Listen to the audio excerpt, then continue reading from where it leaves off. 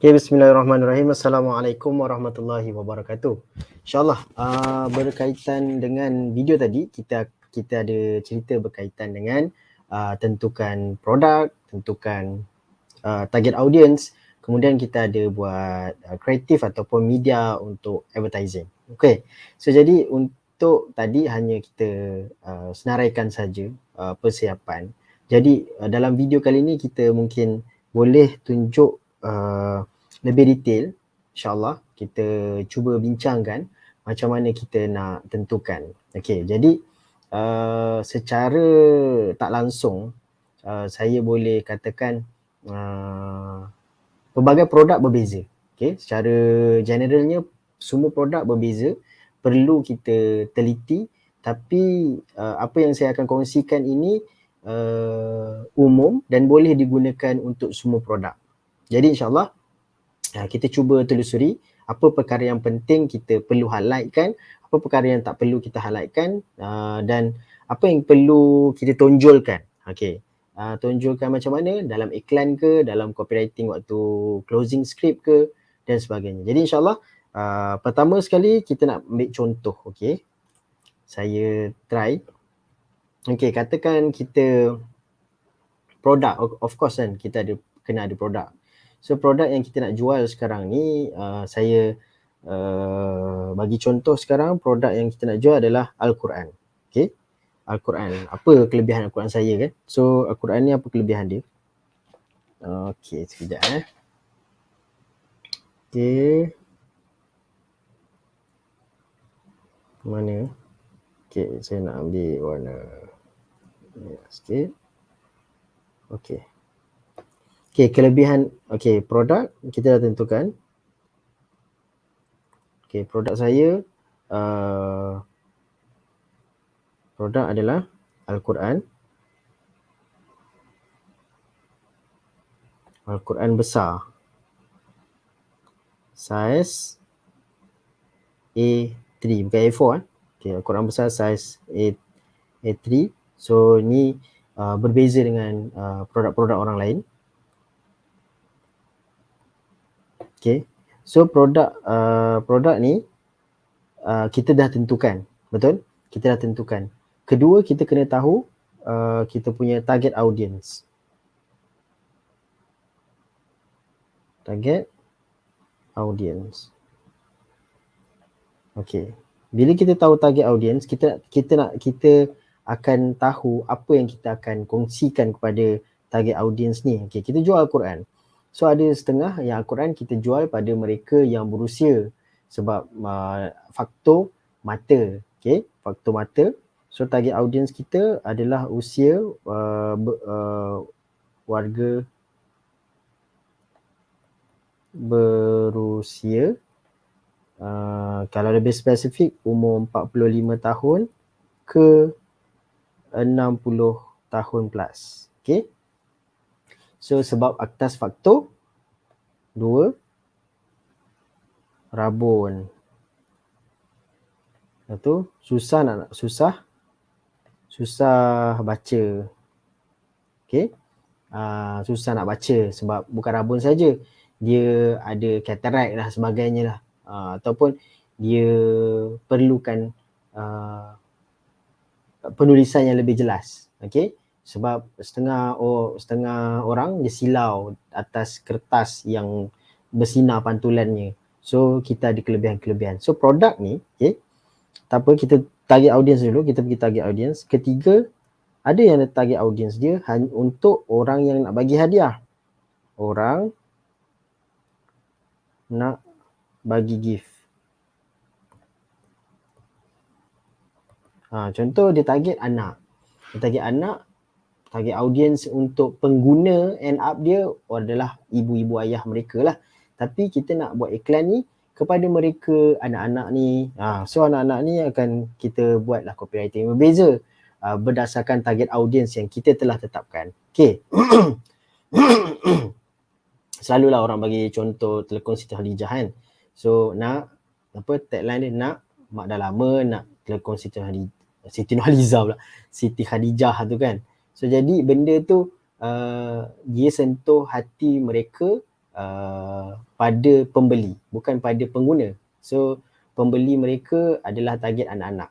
Okay, mereka yang ada rasa empathy, simpati dengan iklan yang kita ketengahkan. Sebab apa? Nanti kita akan pergi going deep lagi. Bila dalam copywriting ni kita ada beberapa faktor yang membuatkan iklan itu sedikit ataupun setidaknya memberi kesan emosi. Antara emosi, saya share sikit, emosi wow, emosi yang menyeronokkan, emosi yang sedih, emosi yang kelakar, emosi yang marah. So kita banyak marketing sekarang ni pun orang perasan bila tengok bad marketing lah. Orang buat orang marah kan. So itu pun salah satu marketing. So marketing kesian. Ramai orang kata kesian saya tak ada orang nak beli apa dan sebagainya. Dia still dalam konsep marketing. Apa end up dia orang nak buat pembelian juga. Okay, tu skip dulu, nanti kita akan pergi lebih detail.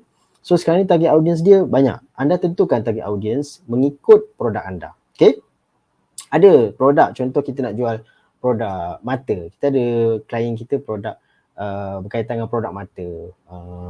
Okay, produk mata ni apa? Orang yang ada cataract. So dia membantu tidak menambah teruknya lagi katarak tersebut. So katarak yang sedia ada dia tak merebak lagi. Okay, dia menjagalah mata tersebut. Okay, so kita ketengahkan USP dia. Okay, produk ni, okay, kita kembali semula pada produk. Produk ni tentukan, okay. Oh, sorry.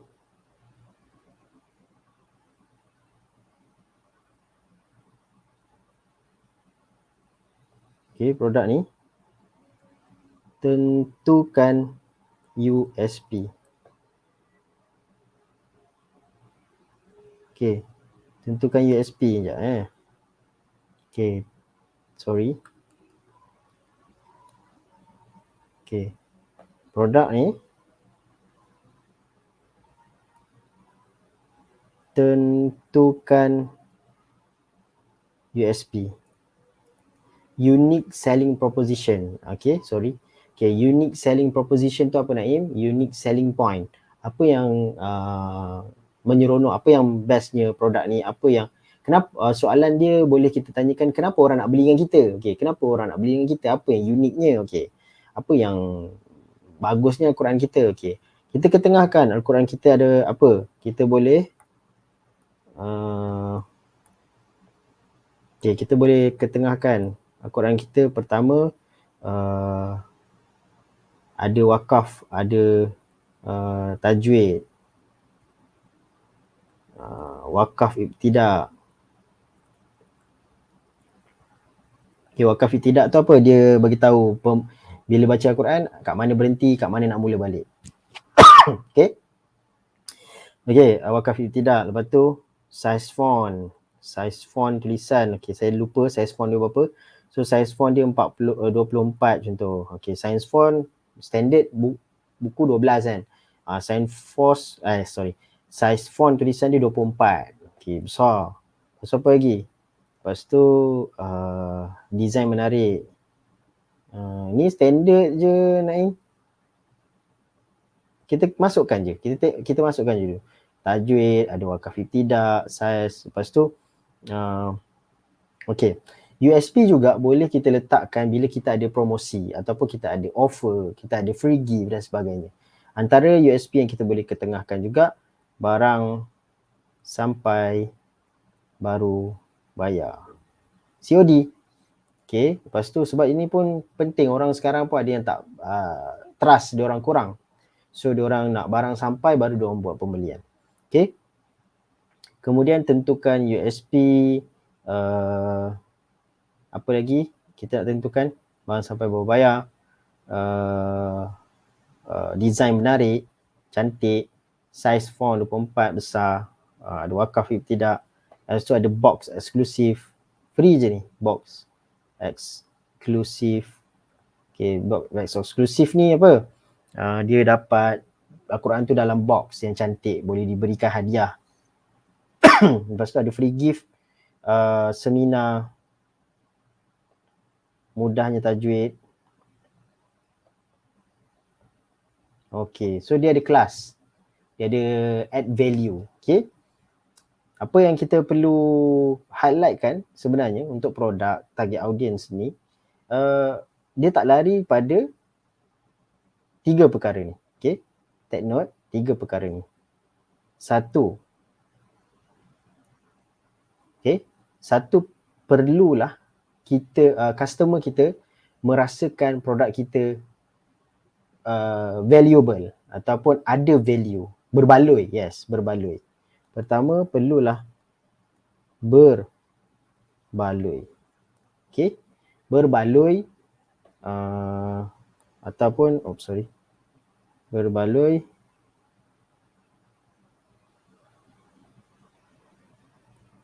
atau bernilai. Okay. Sorry. Okay. Berbaloi dan bernilai. Bila orang tu dapat benda RM10, dia rasa macam dapat benda RM50. Tu memang berbaloi. Orang kata tak nak lepaskan peluang, betul? So katakanlah saya nak buat offer pada anda, Quran ni standard harga dia RM300. Kurang besar kan? So yang selalu imam buat letak kat depan, cantik dan semua. Saya nak bagi awak 5 free gift. Okay, dia berbaloi, dia rasa seronok. Dia masukkan free gift, ada 5 free gift, ada voucher. Lepas tu ada barang sampai baru bayar. Kemudian dengan USP dia apa tadi? Ada tajwid, wakaf ibtidak, size font 24. So dia, ini memang nampak macam features. Okay, ramai orang kata, Naim ni features. Yes, itu features produk tersebut. Tapi features produk tersebut tu memberi keunikan diri dia tersendiri berbanding yang lain. So jadi kita masukkan dia dalam USP, tak ada masalah. So bila dah berbaloi, masuk kedua, trust. Trust macam ni je, trust macam tu. Dipercayai. Okay, betul ke ni? Kan? Betul ke benda ni ada apa orang kata? Ada MKN apa? Yes, MKN. Kalau Quran dipercayai, bukan KKM dia MKN. Ada badan yang melihat Al-Quran tersebut sama ada ia valid atau tidak. Bukan valid maksudnya apa? Maksudnya dari segi kepatuhan menulis Al-Quran tu, takut ada salah kan. So benda tu telah diteliti oleh MKN, insyaAllah. So jadi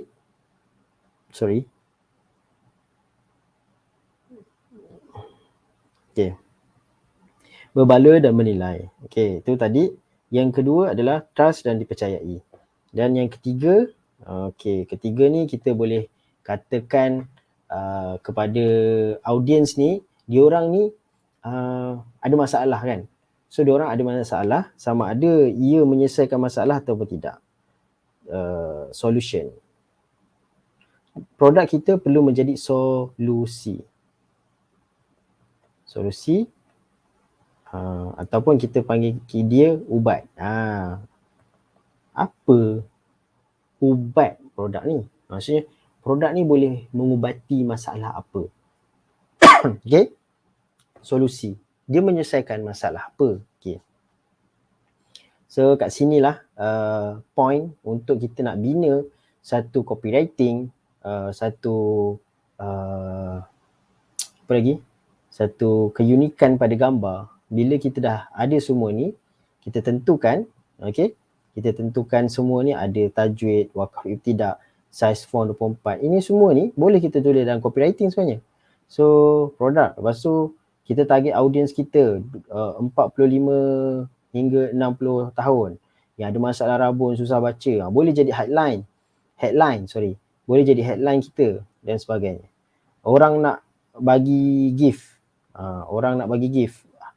Dah masuk bulan Ramadan ni, ramai tak tahu nak bagi hadiah kepada insan yang tersayang seperti ibu dan ayah. Jadi dia orang boleh jadikan headline untuk buat iklan. Okay, 3 konsep ni sebenarnya ada banyak lagi. Solusi, trust. Lepas tu kita dalam iklan pula perlu ada agensi. Agensi tu 1, 2, 3, 4. Okay,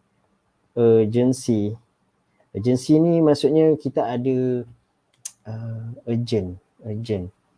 perlu cepat bertindak. So sebut pasal bertindak, nombor 5 perlu ada adalah CTA. So dalam copywriting tu mestilah melambangkan berbaloi-baloi. Terus ni bukan cara nak buat copywriting. Ni isi-isi yang ada dalam copywriting. Nanti nak buat dalam copywriting tu kita gunakan semua isi-isi ni. Dan nanti kita susun dengan ada copywriting panjang, ada copywriting sederhana, ada copywriting pendek, tak kisah. So kita akan cuba berbagai-bagai copywriting. Okay, insyaAllah. Daripada kita tak buat apa-apa, kita terus sembrono buat iklan, itu yang membuatkan iklan kita sama ada klik-klik ataupun tidak. So jadi kita kena prepare secara basicnya lah, secara asasnya. Jadi saya bagi contoh, boleh tak saya bagi contoh? Ada tak contoh? Sekejap saya tengok gambar. Okay, ni pasal Al-Quran Okay, sorry, pasal Al-Quran. Ada tak design Al-Quran? Saya suka guna ni. Okay, open. Okay. Kenalan gambar ni. So gambar ni Ustaz Kazim Ilyas. Ustaz Kazim Ilyas. Kita bedah satu-satu. So kat sini dia tak tunjukkan banyak benda. Saya pun ni designer yang buat, tapi saya boleh katakan, okay, sorry, gambar ni kenapa?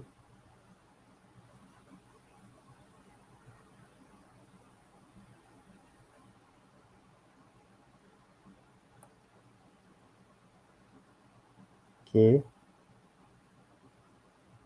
Okay, cun. Okay, so saya tunjukkan. Kalau kat sini kita tengok, untuk satu media, satu gambar, okay, gambar iklan, ni gambar ikan pula, iklan. Gambar iklan, apa yang perlu ada? First, ni emosi. Emosi ni selalu ada pada human, manusia. Okay, so kita letak emosi, kita letak Ustaz Kazim. Betul? So Ustaz Kazim ni sendiri dah trust, dah dipercayai. Jadi apa yang kita masukkan tadi, kita nak menjual, tadi kita punya objektif kita adalah nak jual produk Quran besar, betul? Quran saya besar. So ada tajwid, ada wakaf tidak. Ni kita boleh letak dalam poster ataupun dalam copywriting. Tengok macam ni bersesuaian. Untuk design ni, design ni sebenarnya bagi saya tak adalah dia lengkap, tapi boleh dijadikan rujukan juga. Okay, first gambar dia tidak crowded. Okay, dia bonus lah bagi saya. Bonus kat sini, saya letak kat sini lah bonus. Boleh saya katakan dia kemas. Okay, ni konsep design bukan perlu ada dalam design tu. Ini adalah bonus, kemas. Sebab ada design yang tak kemas, tak cantik, dia boleh je buat sale iklan tersebut. So jadi yang ni saya tengok bonus dia kemas. Okay, sebab ni designer buat ni, saya tengok. So emosi dia daripada kat gambar ni ada gambar, kemudian of course ada produk. Ada produk. Produk dia gambar Al-Quran. Okay.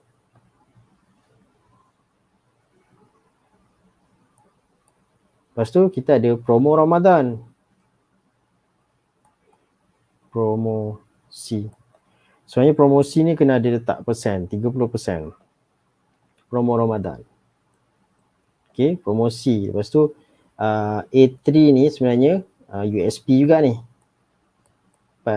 USP size besar. Lepas tu ni pun boleh masuk USP. USP 2. Offer free gift. Okay, ni ya. So offer free gift. Lagi. Bonus kemas. Lepas tu kemas tak crowded tu satu benda yang sama lah. Okay, so ini je yang saya boleh nampak untuk ada dalam gambar ni. So ada tak gambar ni kekurangan sikit? Ada. Dia banyak juga sebenarnya tak terisi. Tapi tak apa. Boleh kita tengok lagi. Okay, saya tengok lagi. Okay, untuk next saya akan bawakan beberapa contoh untuk produk-produk tertentu. Boleh? So buat masa ni hold dulu untuk video kali ni. Saya akan sambung video seterusnya. Boleh? InsyaAllah. Okay, jumpa di next video seterusnya. Assalamualaikum.